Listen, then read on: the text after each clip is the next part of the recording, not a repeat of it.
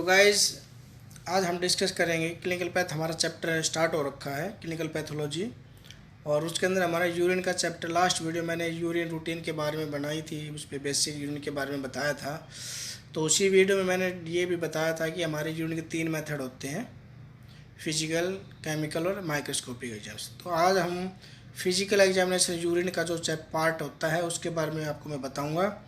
तो गाइज इससे पहले हम आगे बढ़ें कि जो भी फ्रेंड्स हमारे यूट्यूब चैनल पे फर्स्ट टाइम आए हैं, उस चैनल को जल्दी से सब्सक्राइब कर लीजिए और बेल आइकन ज़रूर दबाइएगा ताकि आने वाले जितने भी नोटिफिकेशंस हैं आप सभी को उनकी वीडियो मिल सके। और गाइज वीडियो को लाइक, कमेंट और शेयर ज़रूर कीजिएगा अपने फ्रेंड्स में, अपने ग्रुप में जितने भी हैं सभी में। और आपका कोई भी सुझाव हो वीडियो के रिगार्डिंग तो आप मेरे कमेंट बॉक्स में कमेंट कर सकते हैं। Guys routine examination of urine.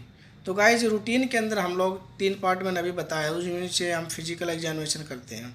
Physical examination के अंदर हम कौन कौन सी चीज़ें को मेजर करते हैं, यानी कि फिजिकल का मतलब होता है हम किसी चीज़ को देख के उसके बारे में बताना है, उसको अपने आँखों से देख के उसका मेजर करना, उसको नापना, उसका कलर, उसकी क्लियरिटी, इन सब के बारे में हम उनको देखना, उसको फिजिकल एग्जामिनेशन कहते हैं।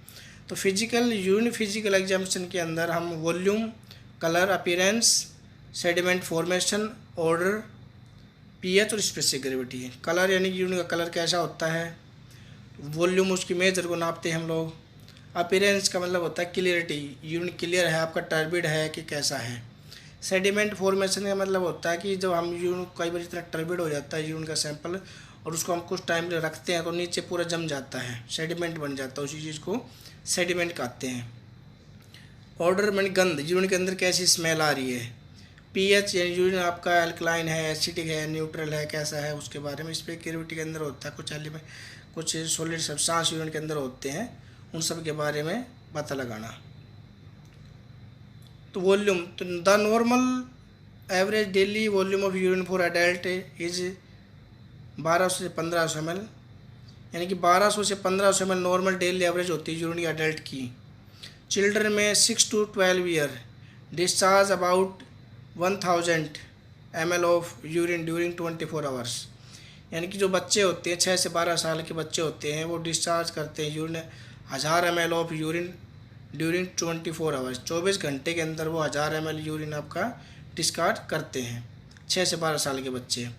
Infant about 600 ml urine 24 hours, infant होते हैं वो 600 ml यूरिन डिस्चार्ज करते हैं। More take place during the day than in night, urine जो होता है वो दिन में ज़्यादा आता है देन नाइट, रात के बजाय यूरिन हम दिन में ज़्यादा टाइम यूरिन करते हैं, रात में टाइम कम करते हैं।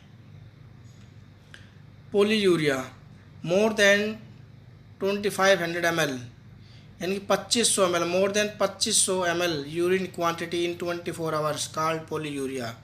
24 घंटे में मोर देन 2500 ml से ज़्यादा यूरिन की क्वांटिटी अगर पास होती है तो उस कंडीशन को पोलीयूरिया कहा जाता है। और वो ऐसी कंडीशंस कब आती हैं, डायबिटीज़ इंसिपिडस या डायबिटीज़ मेलाइटस। शुगर की डायबिटीज़ इंसिपिडस हो या डायबिटीज़ मेलाइटस हो, दोनों में यूरिन ज़्यादा आता है। Chronic renal failure, chronic renal failure यानी किडनी जो फेल होती है क्रोनिक के, उस कंडीशन में। न्यूरोटिक पोलीडिप्सिया में। Addison disease, decrease of adrenocortisol hormone, Addison disease होती है उस टाइम पे आ जाता है। हॉर्मोन्स या कोई हार्मोनल प्रॉब्लम्स होती हैं। इंट्रावेनस सलाइन और ग्लूकोज, कोई पेशेंट हॉस्पिटल में एडमिट होता है उसको सलाइन चढ़ाते हैं, ग्लूकोज चढ़ाते हैं, उस टाइम पे यूरिन भी ज़्यादा आने लगता है। Oliguria less than 500 ml urine discharge in 24 hours, 24 घंटे में 500 ml से कम यूरिन का डिस्चार्ज होना कंडीशन को ओलिगूरिया कहा जाता है।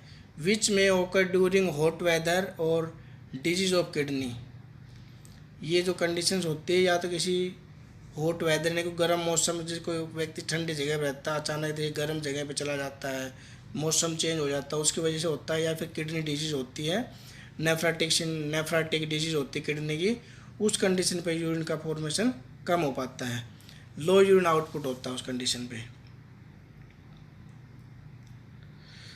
एनीयूरिया complete suppression of urine for 12 hour and less than 100 ml urine पर 24 आवर्स, कंप्लीट सुपरविजन हो, या तो यूरिन का कम्प्लीटली स्टॉप होना, कम्प्लीटली बंद हो जाना यूरिन का 12 घंटे के लिए, या फिर 100 ml से भी कम यूरिन बनना 24 घंटे में। ठीक है, या तो आपके यूरिन का 12 घंटे के लिए कम्प्लीट बंद हो जाना, या फिर 24 घंटे में 100 ml से कम यूरिन का बनना अनयूरिया कंडीशन होती है। ये कंडीशंस कब आती हैं? ब्लड ट्रांसफ्यूजन रिएक्शन के टाइम पे, कार्डिक फेलियर होना, एक्यूट रीनल फेलियर होना, एक्सेसिव डायरिया और वोमिटिंग में, ओब्स्ट्रक्शन of urinary outflow, renal एक्सीमिया। Renal एक्सीमिया क्या होता है? Deficiency of blood in one और बोथ किडनी और नेफ्रॉन। ठीक है, यानी ब्लड का किडनी के अंदर या नेफ्रॉन के अंदर ब्लड की डेफिशिएंसी होना रीनल एक्सीमिया कहलाता है। कलर, अब बात करते हैं कलर की, क्या होता है? The normal colour of urine is clear and pale yellow. Normal colour जो यूरिन का होता है, जो मैंने इस इमेज में दिखा रखा था, ये नॉर्मल कलर होता है, क्लियर होता है और पेल येलो कलर का होता है। स्ट्रो कलर को आप नॉर्मल मानते हैं, बट एक स्ट्रो कलर जो होता है ये डायबिटीज़ कंडीशन में मिलता है, एक एबनॉर्मल कंडीशन होती है। बट अगर डायबिटिक कंडीशन नहीं है पेशेंट को तो आप उसको स्ट्रो कलर दे सकते हैं। Yellow colour is due to the presence of urobilin, uroerythrin and urochrome. जो येलो कलर होता है यूरिन का वो यूरोबिलिनोजन की वजह से हो जाता है, यूरोएरिथ्रिन की वजह से होता है, और यूरोक्रोम जो होता है, यूरोक्रोम, ये यूरिन को येलो कलर देता है। Some of the diagnostic colour of abnormal urine are referred here. कुछ एबनॉर्मल कलर्स हैं जो मैंने यहाँ पे बताए हैं, अभी हम आगे देखते हैं कुछ एबनॉर्मल कलर्स। कलरलेस, यानी यूरिन का बिल्कुल कलरलेस हो जाना, जैसा पानी होता है उसकी तरह हो जाना, वो भी एक एबनॉर्मल कंडीशन होती है। डायबिटीज मेलाइटिस में होता है ऐसा, क्योंकि हम उसमें बार बार पानी पीते हैं और बार बार यूरिन पास आउट होता है। इंस्पिडस में, क्रोनिक रीनल फेलियर में, due to very dilute urine. Dilute urine का मतलब ये होता है कि अगर आप बार बार पानी पी रहे हैं और बार बार यूरिन पास आउट कर रहे हैं, उस टाइम आपकी यूरिन में बिल्कुल भी कलर नहीं आएगा। और अल्कोहल इंटेक, अगर आप अल्कोहल लेते हैं कभी भी, ये आप इस चीज़ को नोट कर लीजिए, अगर आप ज़्यादा अल्कोहल लेते हैं तो आप बार बार पेशाब करने जाओगे और उससे आपका यूरिन में कलरलेस होता है। Milky white, presence of fat globules, chyluria due to filariasis. Microfilaria होता है, इसकी वजह से यूरिन मिल्की हो जाता है, बिल्कुल वाइट कलर का यूरिन आने लगता है, टर्विड, उस कंडीशन को चाइल्यूरिया कहा जाता है। और ये कब होता है? फैट ग्लोब्यूल्स, और वो माइक्रोफाइलेरियासिस की वजह से होता है। तो ग्रीनिश कलर कब होता है? जॉन्डिस में, फिनॉल पॉइजनिंग में, उस टाइम पे यूरिन का आपका कलर बिल्कुल ग्रीनिश आ जाता है। उस टाइम पे हम bile side bile pigment urobilin करते हैं, आप उसको लगाया आपने कभी तो उसके अंदर देखा होगा ग्रीन कलर फिल्टर हो जाता है। Orange colour, urobilinogen urea, fever और एक्सेसिव स्वेटिंग। यूरोबिलिनोजन यूरिया के टाइम पे या फीवर वगैरह आता है कभी, उसमें भी ऐसा यूरिन आने लगता है, और एक्सेसिव स्वेटिंग, एक्सेसिव पसीने आने लगते हैं, घबराहट हो जाती है कई बार, उसकी वजह से वैसा आने लगता है।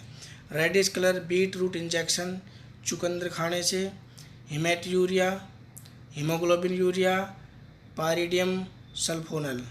हिमेट्यूरिया, हीमोग्लोबिन यूरिया क्या होता है, आप इसको मेरे को कमेंट बॉक्स में बताएंगे, इन दोनों में क्या फ़र्क होता है।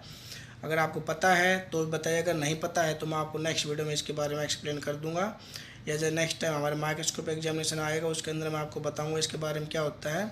और ये दो मेडिसिन के नाम होते हैं, अगर आप कभी देखा हो, कुछ टीबी के मरीज़ होते हैं, टीबी के पेशेंट्स होते हैं, वो टीबी की दवाई खाते हैं, उस टाइम पे यूरिन बिल्कुल रेडिश ऑरेंज टाइप का हो जाता है, बिल्कुल रेडिश, तो वो कुछ मेडिसिन होते हैं उनको खाने से ऐसा कलर आता है।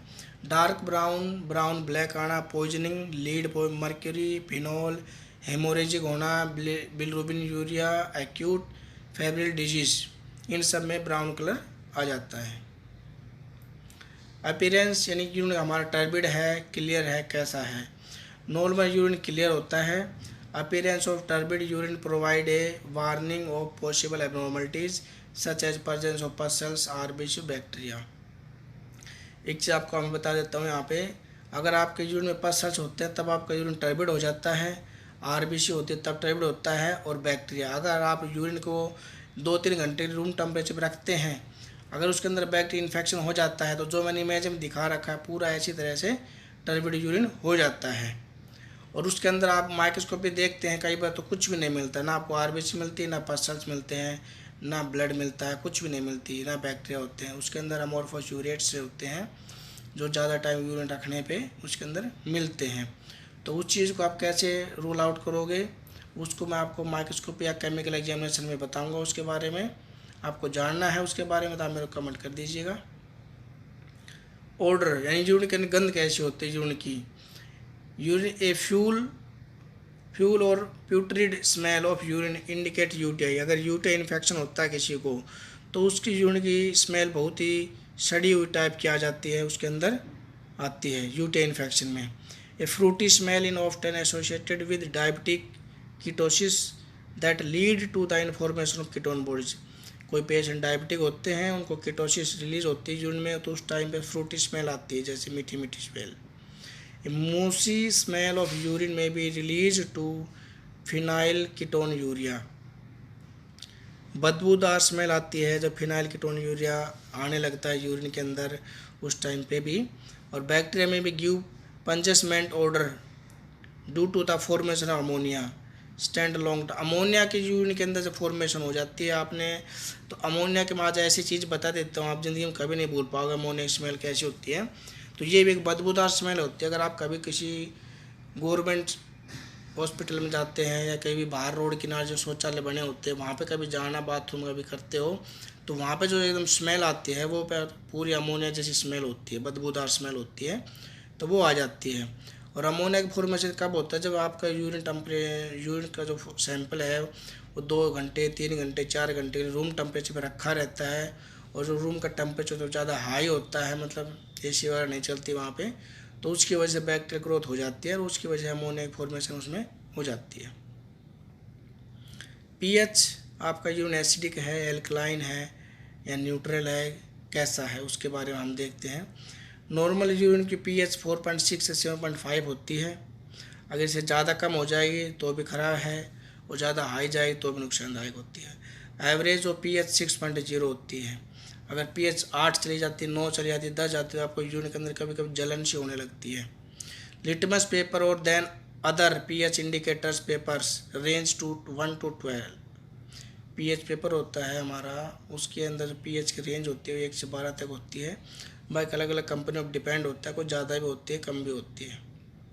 ठीक है, तो ये होती है। अगर आपके पीएच 7 से नीचे की तरफ है तो वो आपको एसिडिक में आएगा और कितना ज़्यादा एसिडिक है वो आप पीएच पेपर से मैच करते हैं तब पता चल जाता है। 7 से ऊपर जाएगी तो आपकी एल्कलाइन हो जाती है और 7 जो होती है वो न्यूट्रल होती है। उन दोनों के बीच में 7 न्यूट्रल और बिलो 7 एसिड और उससे ज़्यादा एसिड हो जाती है slightly acid, more acidic, alkaline, slightly alkaline, highly alkaline.